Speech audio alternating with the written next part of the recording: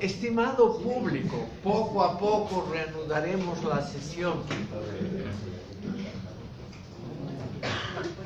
En pocos minutos vamos a terminar Aristóteles y ya no los voy a aburrir con un clásico que me imagino para algunos de ustedes es una pérdida de tiempo. Pero la verdad es que el gran Aristóteles, aquí hay un retrato de él, era un tipo muy interesante por varios sentidos. Entre otras cosas por su relación con Platón. Estas dos obras, que son las que nos competen hoy, la retórica y la poética, están dirigidos claramente contra ideas platónicas. Él no lo ha escrito, pero se le atribuye el haber dicho: soy amigo de Platón, pero soy más amigo de la verdad.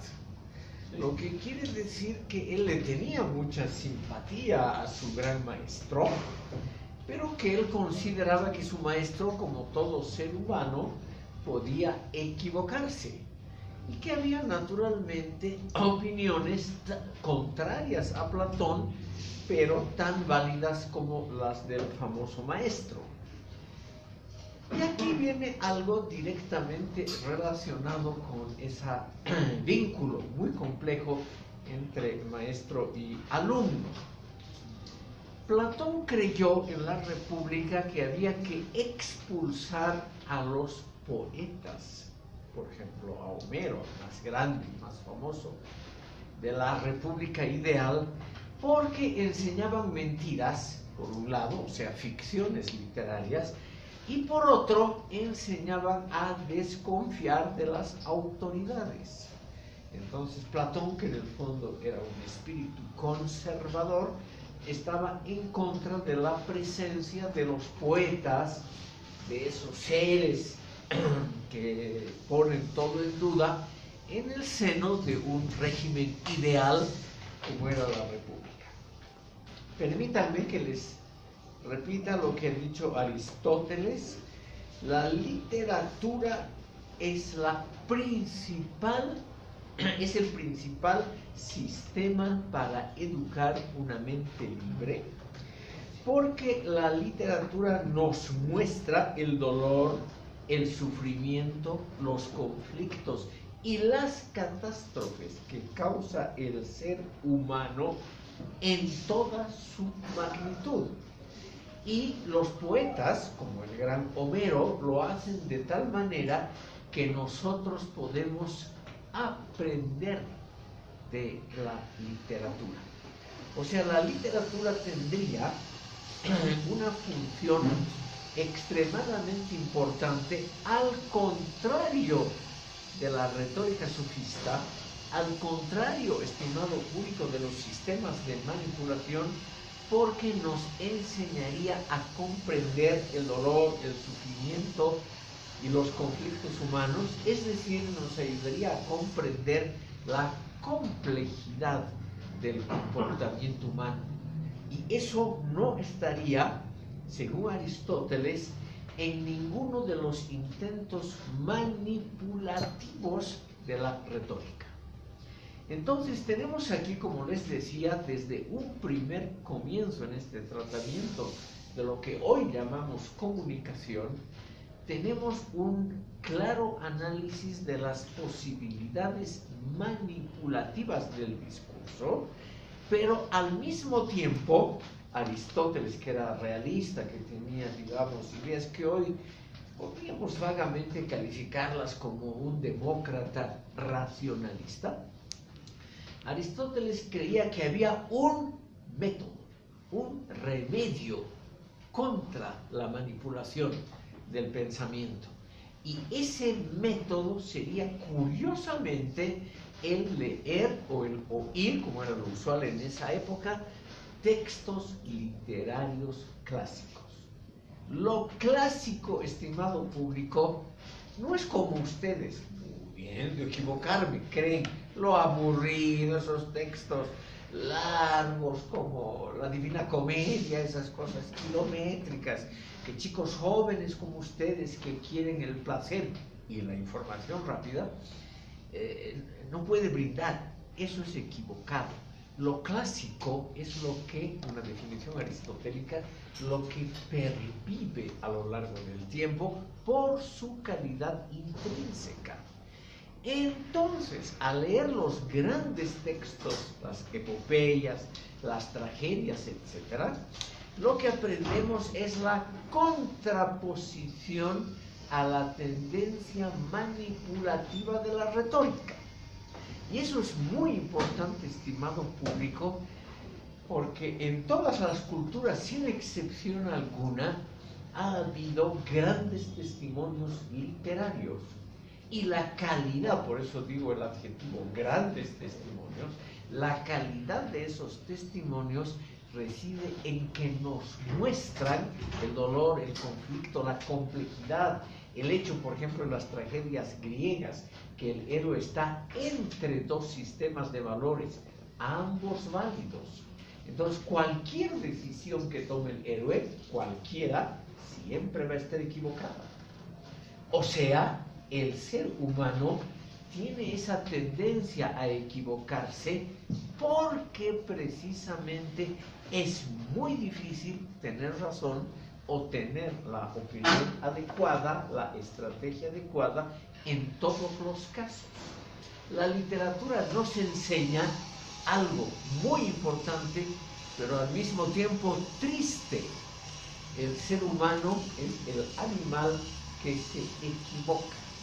O sea, no es el animal que tiene razón, sino es el animal que tiende a cometer errores, como todos nosotros. Y que es bueno tener conciencia de que el ser humano realmente en una de sus, podríamos decir, constantes antropológicas, tiende a cometer errores graves. Entonces, él dice, por ejemplo, lo siguiente. En estas dos obras que, como son dos obras cortas, que además nos han llegado en todas las ediciones mutiladas, sobre todo la poética, son dos obras que yo les recomiendo en los momentos, tal vez, que no tengan ustedes nada que hacer, cuando la chica les falle o el chico las deje, una cosa así. Entonces podrían ustedes leer la retórica y la poética, porque son textos muy simples de entender, no son textos complicados como la metafísica u otras obras aristotélicas, sino son obras exotéricas para el gran público, pensadas no para el círculo íntimo, sino como obras de difusión. Y aquí es donde él expone esa brillante teoría, que lamentablemente no tengo mucho tiempo para insistir en ella, pero yo quisiera como punto central de esta sesión subrayar lo siguiente, estimado público. Hay una posibilidad de evitar o por lo menos mitigar los resultados de la manipulación retórica, y esa posibilidad reside en leer o escuchar las grandes obras clásicas de la literatura. O sea, la literatura, la grande, la clásica, sirve justamente para aprender a pensar críticamente y para evitar las trampas de la retórica. Aristóteles ha dado una importancia fundamental a la tragedia, sobre todo en esta obra suya llamada La Poética, que es a nivel mundial. Esto también puede equivocar, pero siguiendo esta fuente, una alemana, yo creo, estimado público, con este autor, que la poética es la primerísima obra sistemática y analítica sobre literatura a nivel mundial. Y ahí Aristóteles nos da esa gran idea, ¿no?, que la literatura tiene un fin filosófico práctico muy notable, que es el fortalecer nuestro espíritu crítico contra las acechanzas de la manipulación. No es poca cosa, ¿no es cierto?, para la literatura. Es decir, el ejemplo aristotélico es el siguiente. La tragedia nos muestra que nosotros los seres humanos, con las mejores intenciones posibles, podemos equivocarnos, porque muchas veces estamos entre dos códigos morales y por lo tanto cualquier decisión que tomemos siempre va a estar equivocada. No tenemos que avergonzarnos. ¿Qué es lo que hace la retórica política manipulativa? Tiende a avergonzarnos, tiende a decirnos, ¿cómo pues vas a ser tan reaccionario y apoyar aquí a la presidenta Áñez, que es el instrumento de la reacción? O sea, tratan de ponerlo es una cosa muy estudiada por Aristóteles, tratan de poner al interlocutor de antemano en una posición defensiva. De antemano entonces lo ponen, cuando uno está en una posición defensiva, uno está en una posición más débil que el agresor. Automáticamente, aunque uno tenga buenísimos argumentos, uno ya está ante la audiencia, ante el público, en una posición menor, en una posición vulnerable. Entonces Aristóteles nos dice, no hay que dejarnos subalternizar, no hay que dejarnos poner en una posición débil. Nosotros tenemos que argumentar mencionando que hay códigos éticos que se contradicen, códigos de la más alta filosofía que también son opuestos entre sí. Entonces no es así que automáticamente la defensa, por ejemplo en un caso hipotético, de la presidenta Áñez o cualquier otro líder, que es una pérdida de tiempo y una posición filosóficamente débil, porque esa ya es una manipulación inducida por el adversario. Automáticamente el que acepta entrar al terreno en esa discusión, automáticamente va a perder. Entonces lo que hay que hacer es mostrar al adversario que él tiene valores éticos o políticos tan válidos o tan poco válidos como los de uno mismo. Es decir, hay que mostrarle de antemano al adversario que él no tiene una ventaja intelectual, moral, por encima de nosotros. Esta sería, según Aristóteles, la gran contribución de la ética, estimado público, y la gran posibilidad de, digamos, mitigar los efectos de la manipulación comunicacional. Y esa sería la labor de la gran literatura. No sé qué opinan ustedes, porque aquí en general no hay una opinión muy buena de los clásicos bolivianos, por ejemplo. A ver si alguien aquí puede contradecirme.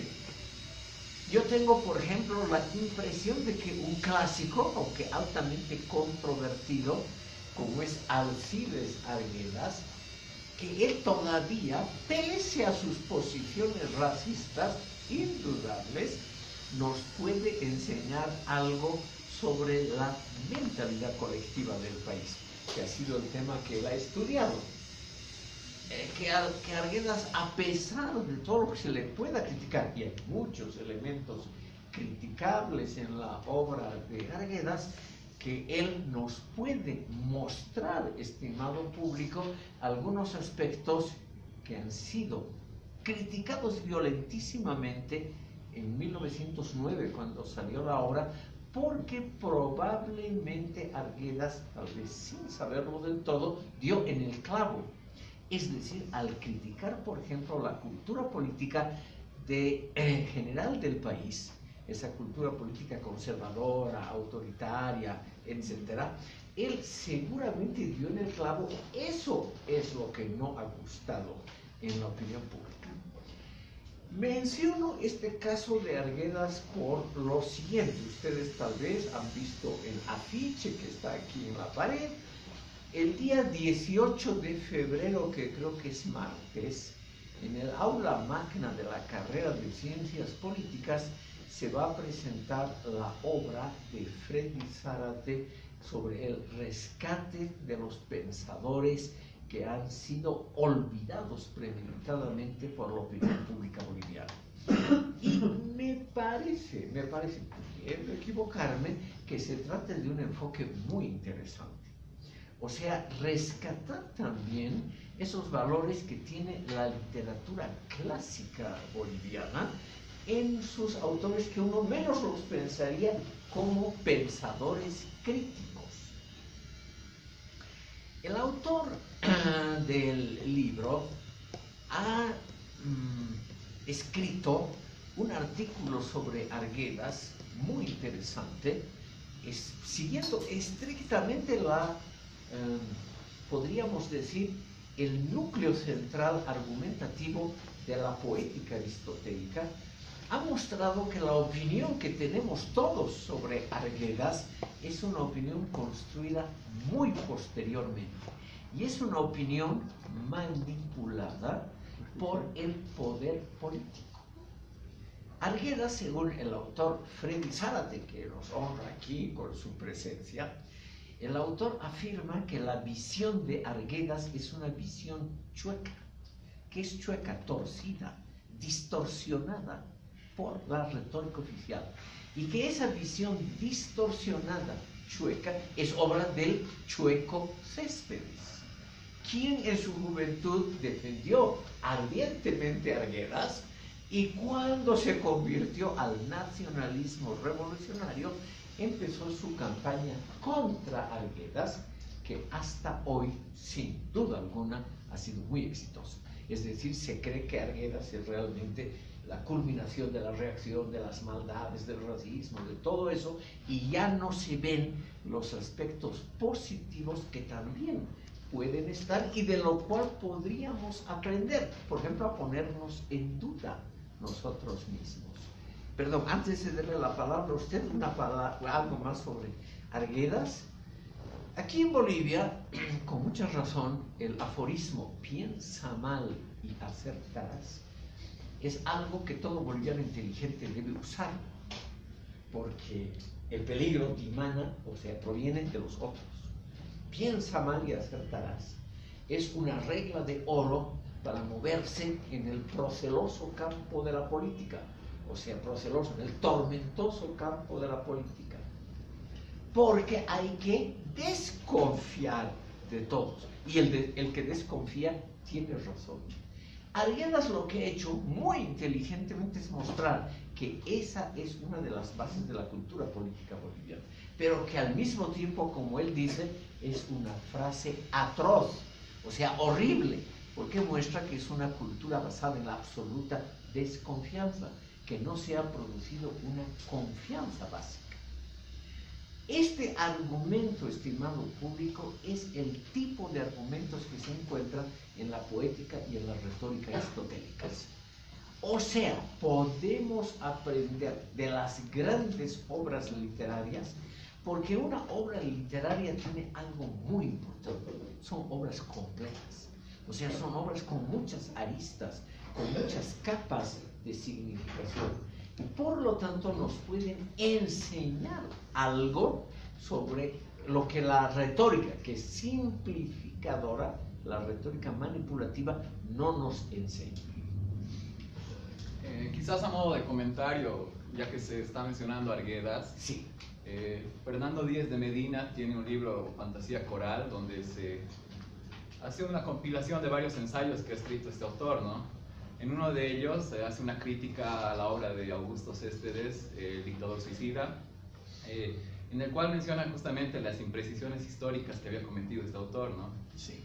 Al mismo tiempo menciona que ha sido Arguedas quien de algún modo ha sido el primero, si se quiere, quien ha dado esa influencia un tanto nociva a los demás literatos, ¿no? Entonces, ¿cuál influencia nociva? La influencia esa de los datos imprecisos en cuanto a temas de historia, sí, ¿no? Sí. Entonces, un tema a modo de comentario quizás sobre el tema de Arguedas.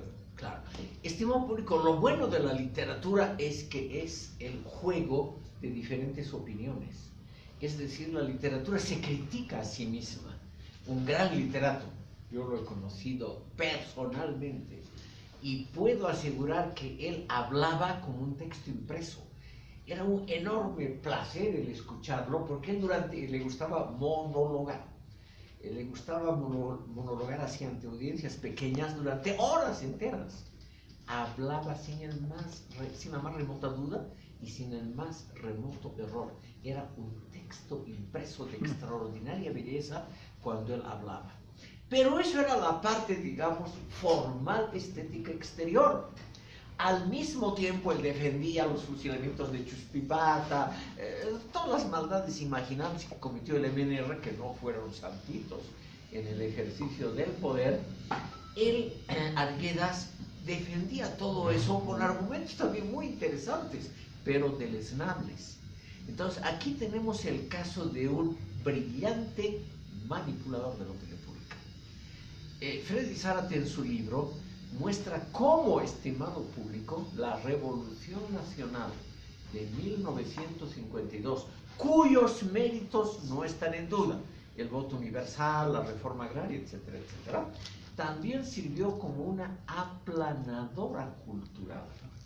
La Revolución Nacional del 52 niveló todo el pensamiento en favor del propio, o sea, de ese pensamiento simplificador que fue el nacionalismo revolucionario tan celebrado, por ejemplo, por René Zabaleta Mercado. Esa Revolución Nacional, al actuar como una aplanadora cultural, hizo conducir inmediatamente al olvido a los grandes pensadores anteriores a 1952. Y esa ha sido una labor muy exitosa hasta hoy. ¿Quién se acuerda hoy? Aquí pregunto a este pleno.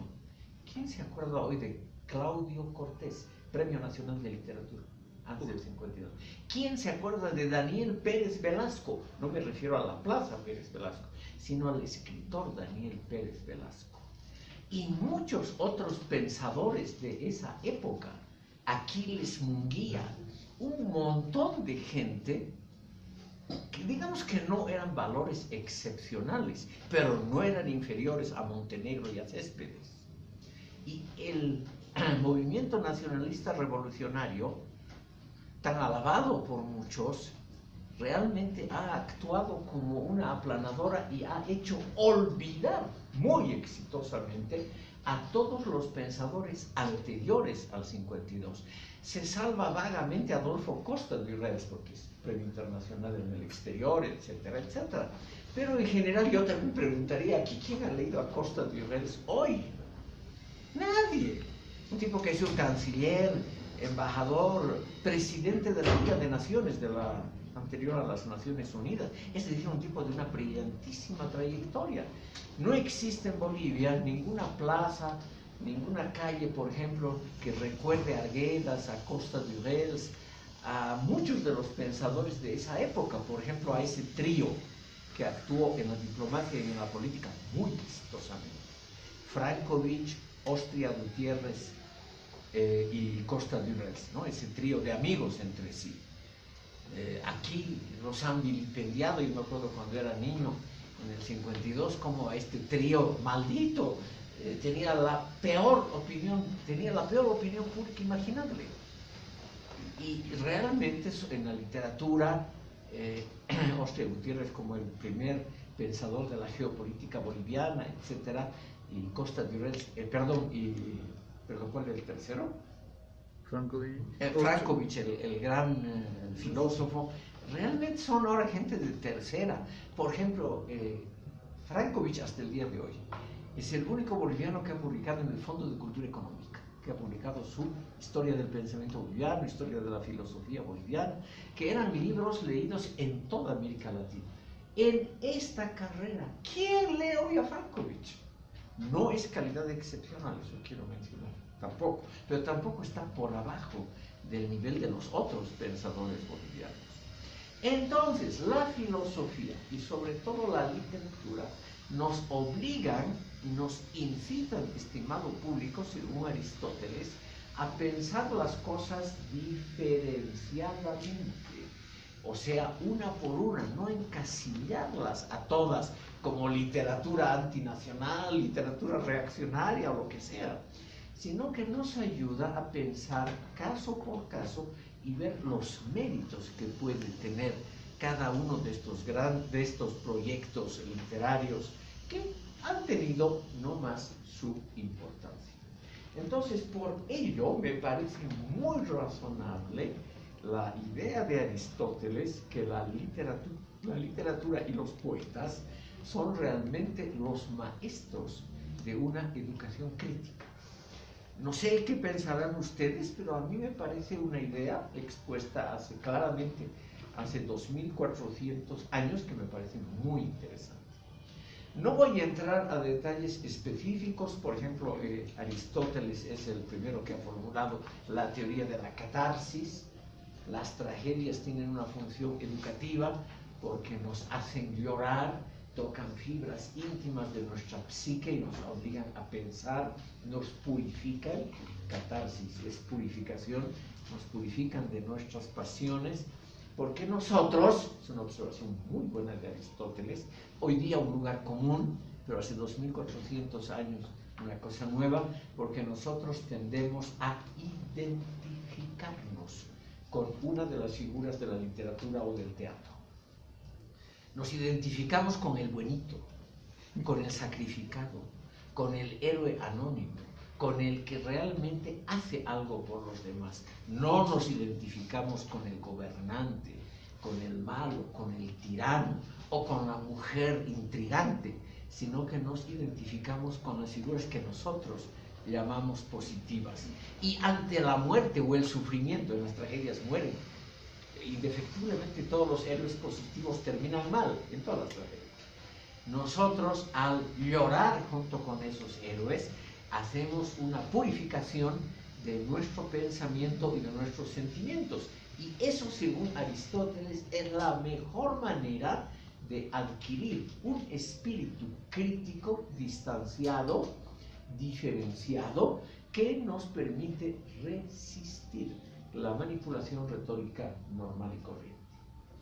Eso sobre Aristóteles, estimado público.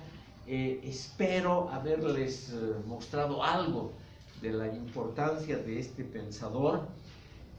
Volviendo al primer tema, al amo de Spinoza, quiero decirles que Aristóteles es el primero en que ha dividido a los saberes en tres tipos. Y esa división es muy interesante, porque es mucho mejor que creer que hay un saber ancestral que tiene que ser salvado porque es el propio, porque es la tradición. O sea, él muestra que los saberes entre sí son diferentes y que por lo tanto no todos merecen la misma apreciación positiva. Por ejemplo, él dice, hay saberes teóricos, como la matemática, la filosofía, la teología, la geometría, etcétera, que tienen su fin en sí mismos, que no sirven para cosas prácticas, no sirven para ganar dinero, para tener una profesión, no sirven tampoco para manipular a las masas.